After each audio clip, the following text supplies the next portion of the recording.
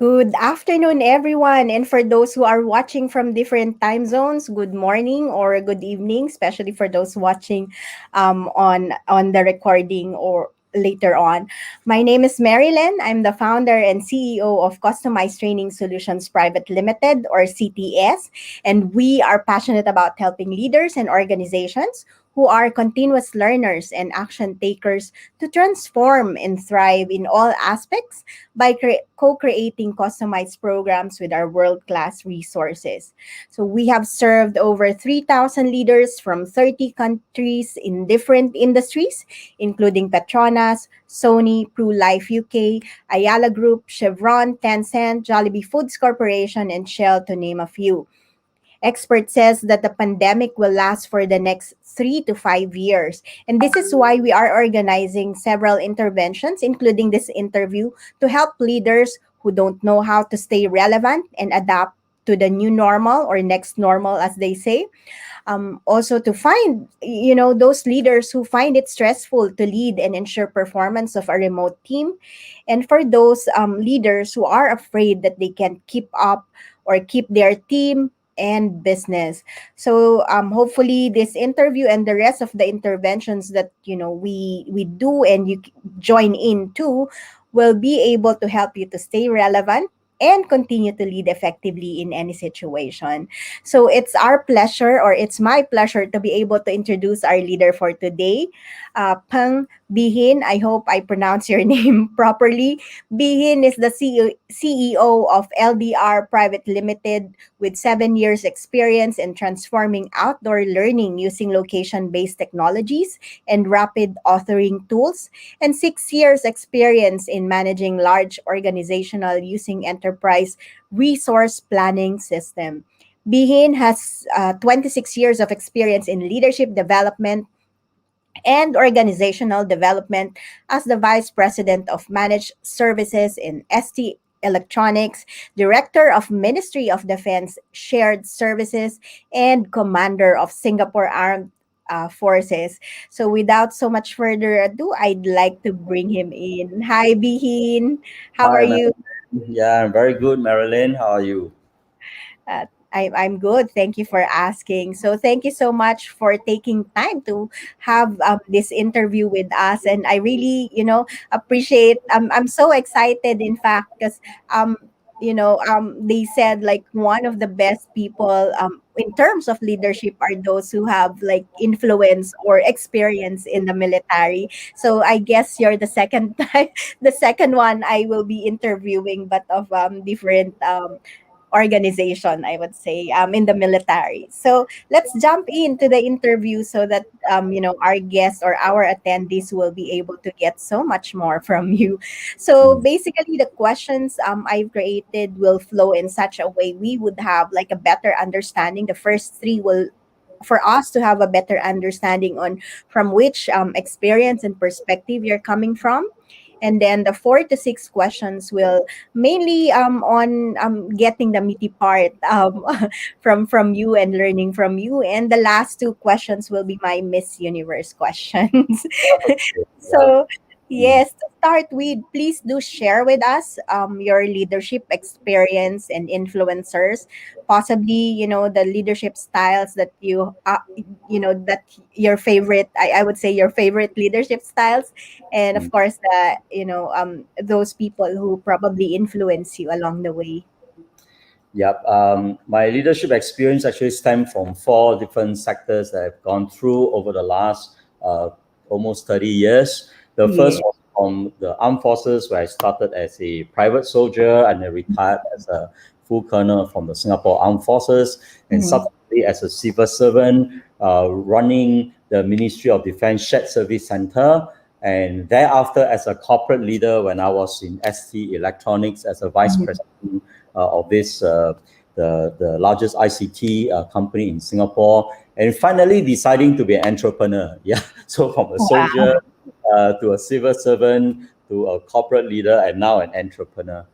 So that's where I've learned from the school of hard knocks. Yeah, many precious lessons, and of course, if you ask, so who has influenced me? Well, the SAF, having spent the most years out there, it, it, Mhm. it one of the most dynamic organization, and of course dealing with many people, Mm-hmm. and from a young captain all the way to a colonel, where I was a brigade commander, to being a commander of the officer cadet school, which is the largest the educational institution in Singapore. So from there, we glean a lot of leadership theory and concept. And of Mm-hmm. course, the whole idea is not just theory and concept, how to make things work. How do you engage young people, experimenting with different type of pedagogy and different technology to bring out the very best in them. Who has Mm-hmm. influenced me the most? Well, I would say that a biblical character like King David, who started Mm-hmm. as a shepherd boy and grew to become the greatest king in Israel, and the story of Apostle Paul and the transformation in his life and the challenges he go through and how he overcome them. So all these people have kind of influenced me quite a bit because of the type of challenges and almost impossible situation they've gone through, but they did go through. And of course, there's a lot we can learn from them. If you ask me in terms of what is my leadership style, well, Mm-hmm. using the Singapore Armed Forces TETRA model, which is a Mm-hmm. summary of DISC, MBTI, I can be considered to be a fairly all-rounded leader with Mm-hmm. strong transformational, conceptual, pragmatic, as well as extroversion tendencies. Yeah. Thank you. Thank you so much for bringing us through your 30 years experience. And it's amazing how you've actually gone through from being a soldier, like what you've said, to, being a civil servant, corporate leader, and now an entrepreneur. And it's really exciting, right? to undergo all those Yeah. experiences. I mean, and it's good that you've shared with us several styles as well that you favor for. I mean, you've made mention about transformational, conceptual, pragmatic, and extroversion. Mm. In terms of leadership, and I would say that true enough that you have to adjust it from time to time depending on what you do or to whom you work with, and there's no such thing as I'm just gonna use this, right? Yeah, precisely. Yeah, because even in any new organization, let's say I use the armed forces, when they're Mhm. dealing with recruits who have just been enlisted in armed forces, you cannot be a transformational leader. You have to be a very transactional leader. Mhm. How they hold their weapon, where do they put their finger? There's only one place. You have to dictate. Yeah, but the very moment they become second year soldier, they're more matured. They understand the implication of wrong decision they made that can Mhm. impact the life of other people, could be death. Then once they become more matured and they're able to work together beyond Mhm. the individual as a group and even as a battalion, 600 soldiers able to work together, then can afford to deal with them with totally different leadership style. Instead of Right. transactional, can afford to be Mhm. more transformational. True, true. I agree with you on that. And so, having said that, what is leadership for you? Well, leadership is actually defined as a process, yeah, Mhm. uh, whereby an individual is able to influence a group of people to achieve a common goal. So it's Mhm. actually a process of influencing people. Here, usually a group of people towards a common goal to help them accomplish what otherwise they wouldn't want to do by themselves. Yeah. True. So people have said that a leader is a person who set the goal, of course. He has to show the way, and then he Mhm. has to make things happen. Someone have said there are three type of leaders. Mhm. One that watch things happen, one that make things happen, and one that do not know what happened. And of course, you're a leader that do not know what happened. You wouldn't be much of a leader. But you're one that just watch things happen. You already know what is going to happen. You just keep and Mhm. watch. But you're of no use too. Yeah. However, leaders are there to actually make things happen, having been able to foresee what may Mhm. come to pass, either to avert danger or to steer people away from danger or to bring Mhm. them towards a brighter future. Yes, and that I would say that that brings us back to, like, as a parent and a leader within our family, right? Yeah. You made mention that shows the way and make things happen. And as a Mm. parent, of course, we have to be a role model as well to our children. And similar to in the corporate world, it's similar to the Mm. corporate Yeah, world, in yeah, fact. exactly. Yes. Yeah. Mm. It's like, walking the talk, as we say, right? To Yeah, be that's right. able to, communicate or influence them, to be Mm. able to work together in that common goal, as you say, as a leader, right? That's Thank you right. so much for sharing that, then. So, Mm. nowadays, like, I mean, you've defined leadership, you've shared your experience, but nowadays, like, in our introduction, we made mention about this new normal or next normal, right? And a lot of things has changed and still changing, I would say. And Yes. we all know that change is the only constant here, Mm. as well, right? So how would you define or describe the next normal based on your experience and what you see now? Okay. I would like to define the next normal Mm-hmm. as a period of post-pandemic state, Mm-hmm. where everybody across all sectors must be able to see what has changed. Pandemic has shaken the world, and Mm-hmm. I don't think any sector is spared, from the government to the private, yeah, from agriculture to Mm-hmm. technology, to retail, to commerce. So everything has changed, and Mm-hmm. even education. Yep. So everybody must be able to see that it is a changed world, and they must make sense first of what has changed, and where are the opportunity, and learn how to do things differently than before to overcome all these seas of change that have come suddenly upon the entire world. Um, I would say, in an example of LDR, Mm-hmm. we have been building a platform that can allow people without programming knowledge to create content, push it Mm-hmm. to mobile, and allowing everybody with a smartphone. And of course, this is a world that we are in. Yeah. And before the post-pandemic world, we create Mm-hmm. experiential trail for Ministry of Education and Mm-hmm. Defense, and Mm-hmm. even for tourism. But when COVID hit Singapore, suddenly the borders are shut. Nobody can come into Singapore. The armed forces cannot run around to learn about what soldiers are expected to defend, and neither Mm-hmm. could we send soldiers outdoor to experience, to learn about heritage and culture of Singapore. So in such a world, then what do we do? Well, when COVID first hit us in February last year, we straight away knew that the world has changed. So what can we do? And straight away, we decided to pivot from an experiential learning point of view using Mm-hmm. smartphone. We decided to move, for example, into a virtual world. So since Ministry of Education and Defense cannot go outdoor, we said, no worry, we'll bring the world to them. We'll bring Chinatown Wow. Little India Kampong Glam to them. And since the armed forces cannot run amazing races in Fort Canning in the city area, we said, no worry, we'll map out the entire city area and allow them to do amazing race purely in the virtual world.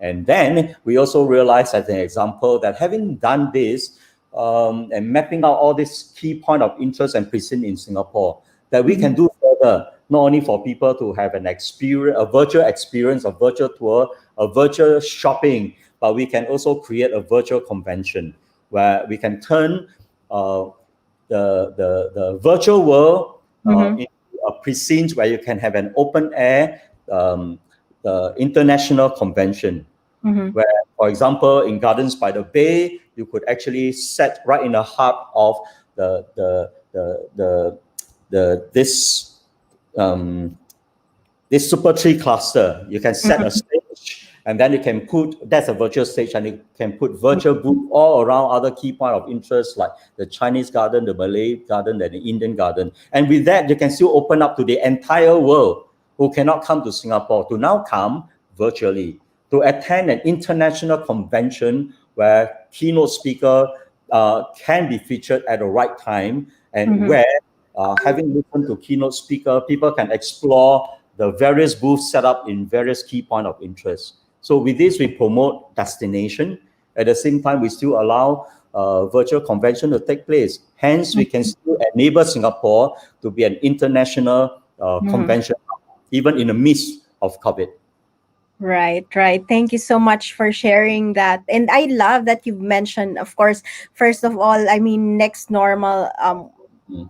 every different people would, define that. But I love how you've actually stressed out some things or key points, I would say, that um everything is changing, and we have to accept that, and for us to be able to embrace that, and see that change as an opportunity, we really have to see things differently, as you've mentioned, to be able to overcome that. And I love the sharing when it comes to what you do in LDR, like um you know um a lot of businesses have struggled on how they actually reach out to customers to Mm. to continue to serve them. And you shared with us what you've been doing with LDR, right? And I'm actually very excited to work with you and bring that in the events or in the summit that we'll be creating, hopefully early next year, Yes, together with happy to work you. with you on that as well. Yes. Yes, yes. So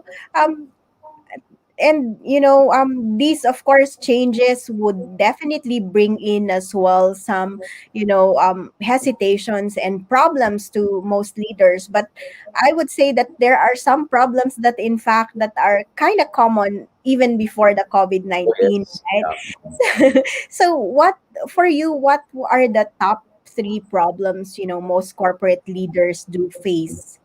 Yeah, I would guess all corporate leaders would face a three problem like any other corporate leader will face. And the biggest problem, of course, is a problem of the right talent. We Mm-hmm. call people's problem. Yeah.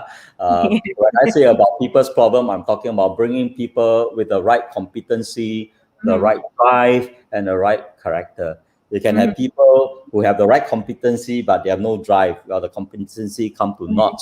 You have people with the right competency, right drive. That means they are highly driven, but they have no character. They are very dangerous. Yeah, to not only the company but to everybody around them, to even the Mm-hmm. entire nation. So how do you find the right talent? People with the right competency, right Mm-hmm. drive, and right character, and who Mm-hmm. want to stay with you and grow with you. So I would Right. say the number one problem faced by all corporate leaders are finding the right talent. Mhm. Secondly, not only the having the right talent but the right resources. Mhm. Resources can be defined in terms of, most people say, monetary, but not Mhm. only money. If you have money but you have no time, you also cannot deliver what you want to deliver.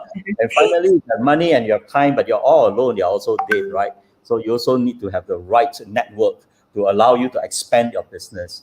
Mhm. But I would say the biggest challenge faced by all corporate leader are mindsets. Mhm.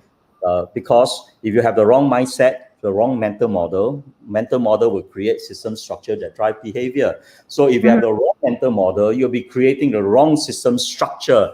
They'll be perhaps driving the wrong the behavior in either yourself, based on the policy that you set, or based on the problems that you're creating for the entire structures, the type of processes that you're going to establish in the organization. So having the right mindset is important. We are living in a time of big change. So we must have the right mindset to be able to know how to manage change. You can have Right. a mindset of fear, and with that, you may just be paralyzed, or you can have a mindset of embracing change, and with that, Mhm. you can see a lot of other possibilities.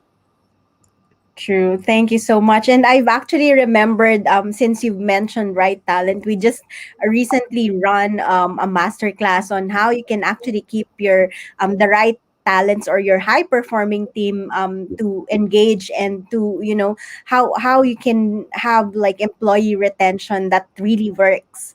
Mm. We just did that, and in fact we're going to have a mastermind this coming Wednesday on that, so that we can encourage people to step up and share on what can you actually do to retain that employee, especially like what you've said, the top the Yes. first and top problem will be to Yeah. to attract and hire, or even Mm. find those That's right. right talents. And of course the mindset, I will highlight this to we've actually run last month a program on leadership mindset, Mm. because a lot of companies, I mean, would be able to pivot, move forward Yeah. only if the leaders also have the right mindset in place, right?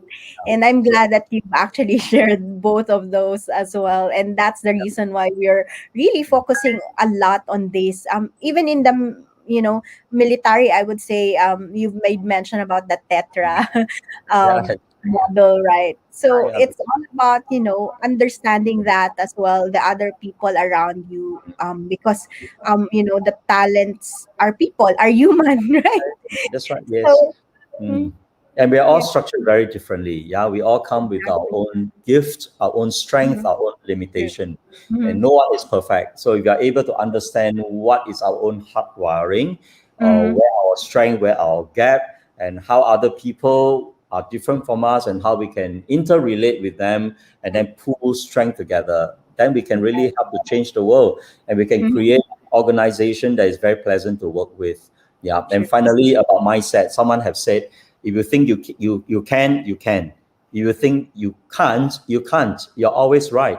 So how can we help to change the mindset of everybody Mhm. around us Mhm. with the spirit of can do, so that Yes. you'll be able to see possibility and therefore expand capabilities together. True. Thank you for sharing that with us. And so that leads me to my next question.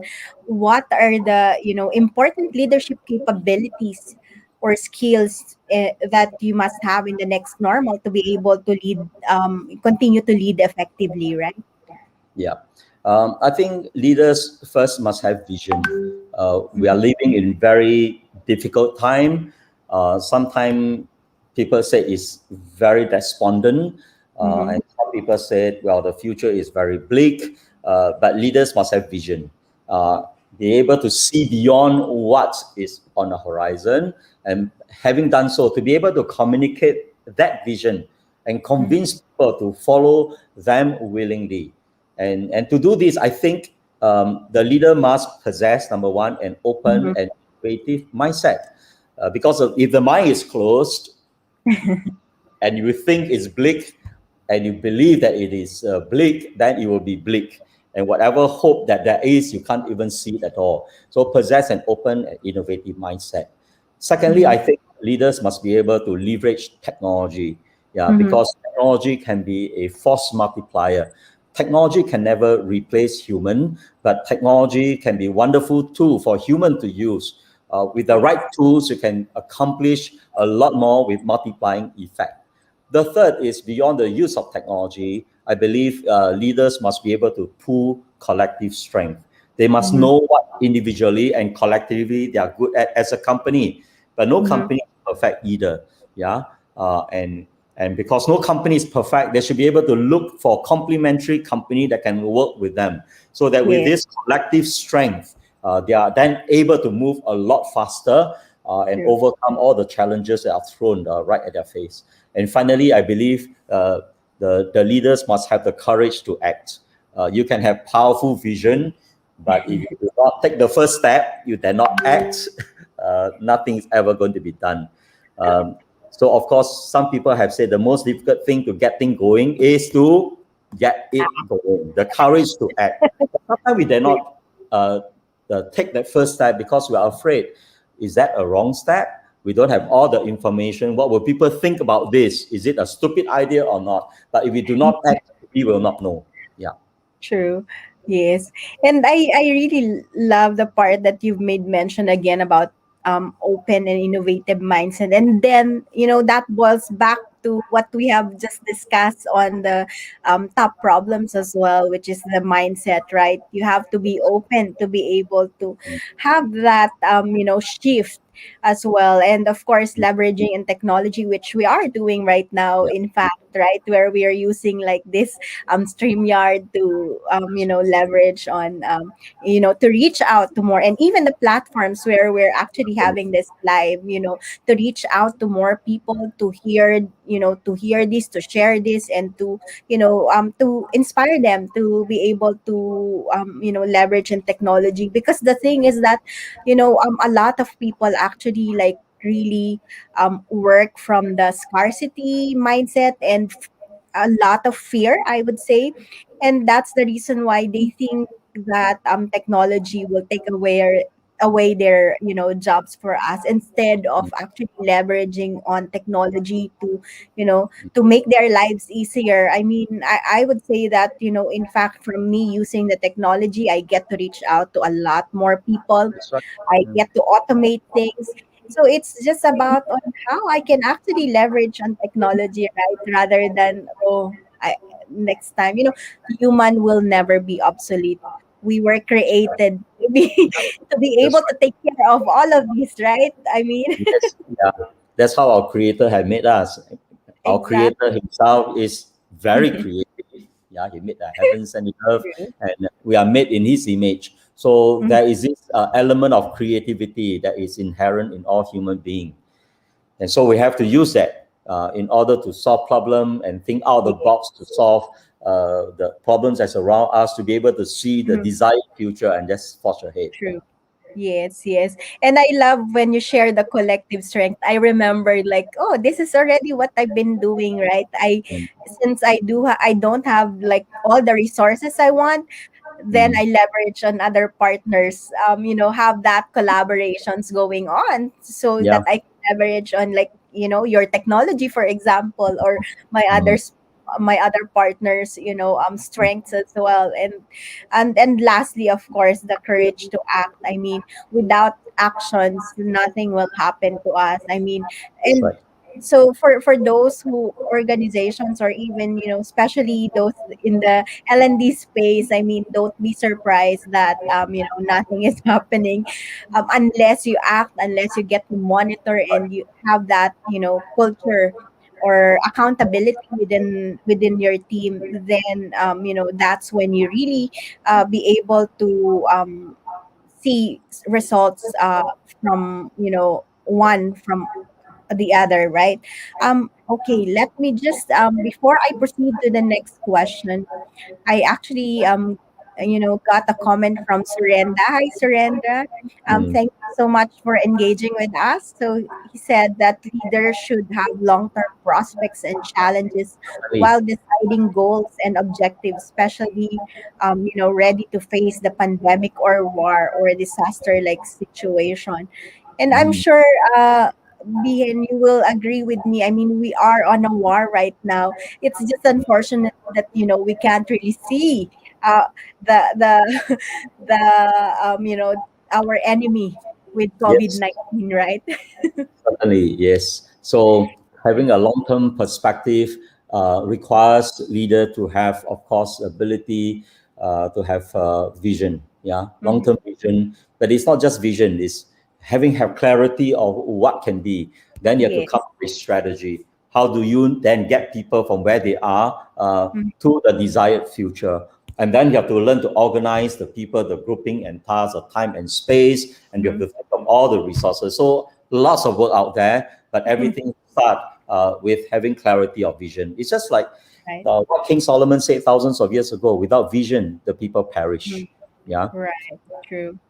And another comment from Surendra, that any business or project should take of Mm, resilience assessment, risk mitigation, strategy, and certainly. data.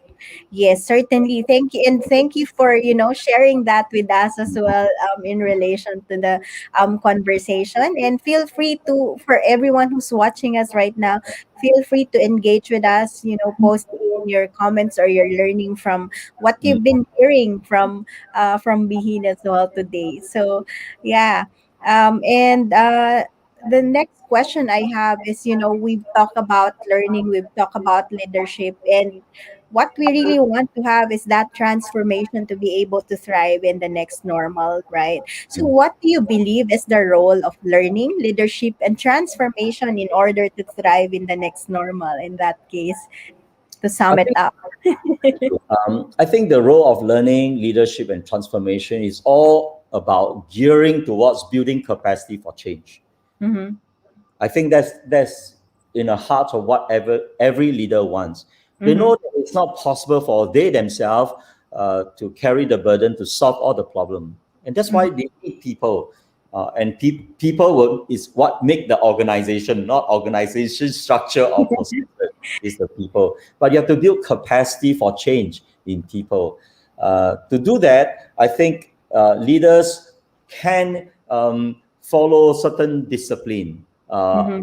I believe many of the listeners here would know about Peter Sengi's work about the fifth discipline, building capacity for change, where the leader must, number one, start inculcating the discipline of a shared vision. Yeah. Mm-hmm. And beyond shared visioning, that of mental model to Mm-hmm. allow they themselves to surface their own mental model as well as a mental model of others, because mental models could be very limiting. But having the correct mental model will then create new system structure that will then be key drivers of change. But not Mm-hmm. only surfacing mental model, but being able to exercise the discipline of team learning. And of Mm-hmm. course, by this, it means that everybody within an organization must understand about the team growth, team dynamics, and how to bring about the best in every team based on differences in personality types of people. So beyond shared visioning, mental model, team learning, leader in building capacity must be able to help people to have system thinking. By that, Mm-hmm. it's helping all the staff to understand about different levels of perspective. And Mm-hmm. when they look at problems, they should be able to see beyond a single problem to the interrelationship of the various component parts. Yeah, and how all these are related to each other. So different perspective, different Mm-hmm. level of perspective, as well as interrelationship of problems. Finally, the leader in building capacity must help everybody to have clarity of personal mastery. Personal mastery is ability to know each other's strength and weaknesses and be able to by themselves overcome it. And at the same time, then help other people to overcome their limitation as well. So all this is about the discipline of building the discipline of building capacity for change, the fifth discipline. It takes a long time to inculcate such discipline. But as parents, we know without discipline in the family will break apart. Likewise, without proper discipline in an organization where people understand shared visioning, mental model, team learning, system thinking, and personal mastery, the organization can also fall apart.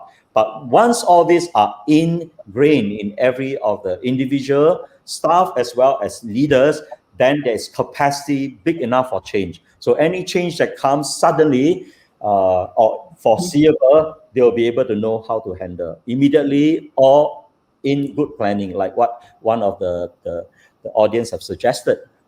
Right. Yes. And I really appreciate how you're making it simple and clear for us. Like, mentioning all this, which I've just flashed as well on shared visioning, Mm, mental model, team dynamics, or learning, mm, system thinking, and personal mastery. And, that shows how expert you are in terms of leadership and organizational development. I mean, for being able to shorten that, or give us clarity on that as well. yes, And again, we're back to, again, you made mention about personal mastery, and this is a lot to do with, of course, the mindset as well, being able to work on that even before you work on the rest of the skills, right? that's right. Mm, Mhm. And so I would like to understand now, my Miss Universe questions to mm, you. The first one is, if you have a magic wand that you can use, what will you do with it? And feel free to share with us why you chose that. yeah, okay. So if I'm a magic one, I'll banish fear, despondency, distrust. And in that magic one, I will inspire hope, courage, and trust for people to move forward together to a desired future through technology. I think fear is the biggest impediment to allow individual organization to move forward. Maybe I Mhm. can share an example of what happened to me Yes. before I retired as Commander OCS. Mm-hmm. So before I retired, there was this Asian subsystem meet. That means it's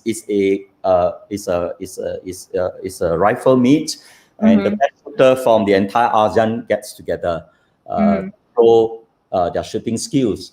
And then they have this segment where they invited the commanders for a novelty shot, and it's about Mm-hmm. pistol shot. So when they asked me, sir, would you like to be involved in this? I was a bit embarrassed. I said no, because I haven't been shooting pistol for quite a while. Rifle, no problem. I always been a marksman.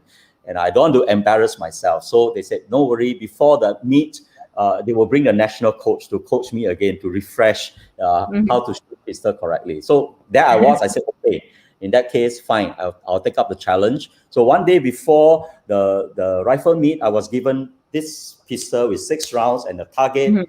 And the coach told me, sir, the target is there, go ahead, shoot. So here I was, I shoot. Boom, boom, boom, boom. 6 rounds. Do you think I hit the target? No, I didn't hit the target. It went everywhere except the target. I was embarrassed. If you look at me, we call that Bobo King, So yeah, I was Colonel Png Bee Hin, could not even shoot the target correct with the pistol.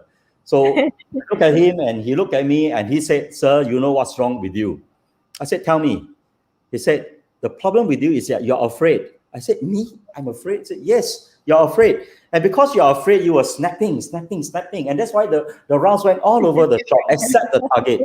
I said, okay, I accept that. So what can I do? He said, this is what you should do. You should hold the pistol, and as you squeeze the trigger, you must say, I love it. I love it. I love it. Serious? He said, yes, do it. And so that's what I did. Next day, I went for the competition, and guess what happened? I backed in the most prizes. I went for many shoots, many rounds, and I came in as a top shot. So people came to me, wow, Bee Hin, you are a great shot. I said, friend, do you know, yesterday I was a Bobo King. Yeah. But thanks to this national coach, he taught me how to shoot straight. And the key idea there is the idea of embracing fear. Not resisting fear. I was afraid. That's why I was snapping. So I think there's a big lesson there. We can see what is coming to us because of pandemic. It caused a lot of fear. We see traditional business going down. So what can we do? We can react in 2 ways. We can react in fear. And in reacting in fear, we could be snapping and hitting all over the shop and yet not hit the goal. But the other way we can do is to embrace the change. We know pandemic is here to stay. Having known that's here to stay, what can I do? We can say, I fear it or I love it. I love it. I love it. Yeah. So let's see with that possibilities. And that's why once we can see possibilities and we embrace that change, we say, it is already happening. Let's do the best part of it. Then I think we can mobilize a lot more people. We can therefore encourage a lot more people. We can build trust in a lot more people. And therefore they can come together with us and move ahead with us. Yes, thank you for sharing. Your story with us. I mean, I actually, while you're sharing your story, I have actually thought of my own fear of speaking in front of the people. When I used to do this, like, what will I do? Where will I start? And all those stuff. I am always like behind the scene, and now I'm actually enjoying a lot of conversations, mainly because I have embrace that fear, that Yeah. change. I mean, we have to pivot, we have to be there. I mean, we have to bring in our message. Imagine if we can inspire or influence just one person, right? And Yes. that's already something, we already made a difference to others' life, right? Yeah. So thank you for sharing that story. I love it. So, Thank you. and the last question I would have for you is, if you were to ask yourself a question that you can best answer, what would it be? Well, that question would be, how can you help to transform the education, events, and tourism sector in a post-COVID world that's been so very badly shaken? True. And the answer to that lies in what Buckminster said many years ago. He said, if you want change, don't talk about change. Equip your people, and change will become its natural course.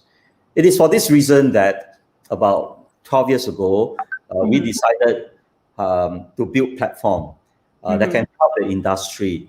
And of course, the mission that we have put in place is to be able to help to create job and help every various community to integrate closer together.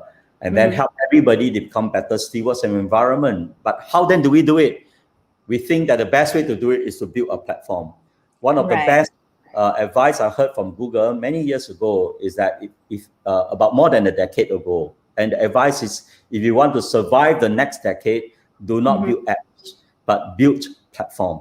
We took it very seriously. If we Mm-hmm. had built app, I think it would have been gone long time ago. But because we decided to build platform, and now we are building the third generation platform. It's a platform that can allow people without programming knowledge to be able to create content, and having done so, to be able to put in vendors, to be able to mix and match product, and then to Mm-hmm. distribute to the industry through hotels, travel agency, private education, etc. And with the financial system to be able to keep track of all transactions.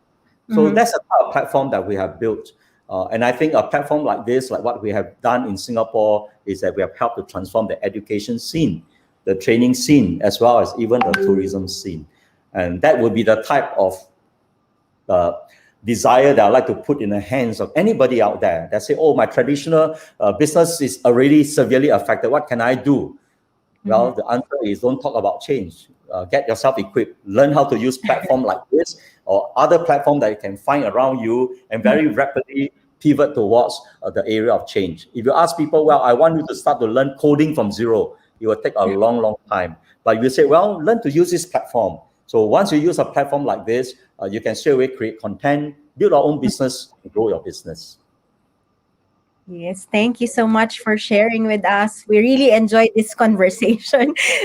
In fact, we've been like doing this for the last 40 minutes. So, if you have any additional message that you'd like to share to our audience, feel free to do so before we end this interview. Well, I just want to wish everybody to see all the opportunities that's out there. Yeah, Mhm. the Chinese character for danger is first, of course, you see danger, but at the same time, you see opportunity. So both of Yes. this is used to create a character called danger. Mhm. So Thank you. let's Thank see you not so all the much. danger, all the opportunities as well. Yeah. So Yes, thank you so much. true. Yes, thank you so much for this very insightful, this very, I would say, fearless interview with you. I mean, for sharing how we should embrace change during this, difficult times, and, take this into an opportunity, right? So Yes. thank you so much again, Bihin, for this amazing interview. And I look forward to working with you, of course, with the technology and platform that you have amazingly built. Yeah. And of course, to everyone else, thank you so much for watching. Do join us in this fight against the war of COVID-19, that caused a lot of challenges. And let's do turn this into opportunity, like what Bihin said as well earlier. And do join us in these, interventions that we've been running everywhere in the platforms. And remember that even the richest investors in the world say that investing in yourself is the best ever investment you will ever make in your life. So for everyone else, this is my quote from Dolly Parton: if your actions create a legacy that inspires others to dream more, learn more, do more, and become more, then you are an excellent leader. Thank you, everyone, and see you again. Thank Bye for you. now. Thank you, Thank you. Bihin. Thank you, Marilyn. God bless. God bless.